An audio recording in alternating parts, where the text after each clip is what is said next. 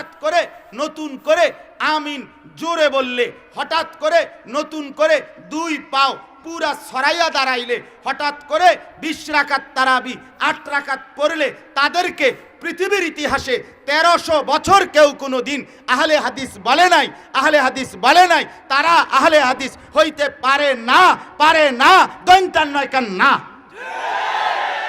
এরা মিথ্যাবাদী ছাড়া আর কিচ্ছু না, মিথ্যুক ছাড়া আর কিচ্ছু না। আহলে হাদিস কোনো মাসলাক না, আহলে হাদিস কোনো ফতোয়া না। আহলে হাদিস উম্মতের ওলামায়ে কেরামের দ্বীনি মেহনতের একটা তবকা, একটা অংশের নাম। আশ্চর্য, আমার কাছে বুঝেই ধরে না, আমার পাবলিক কি লেগে আহলে হাদিস হইবে? কথা বলেন না কেন?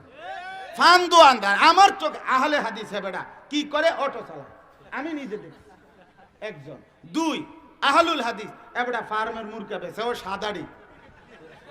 যদি কক মুরগা বেচতো তো একটা কথা আছে, সাদা ঠ্যাঙ্গলা যেডি এডি বেছে, অন এডি অঞ্চল এডি সাদাগুলো। তো তুই বেটা, আশ্চর্য কথা, সে যদি আপনার ফার্মের মুরগা বেচ্চা যদি সে বলে যে ওলামায়ে কেরাম সহি হাদিস মানে না, সহি হাদিস বোঝে না, এরপরে বাচ্চা থাকতে মন চাইনি আর। এইটাই একবার বলছে মুয়াহিদিন, একবার বলছে মুহাম্মদি, একবার বলছে গায়রে মুকাল্লিদ, একবার বলছে লা মাযহাবি, আরেকবার বলছে আহলে হাদিস, আরেকবার বলছে সালাফি।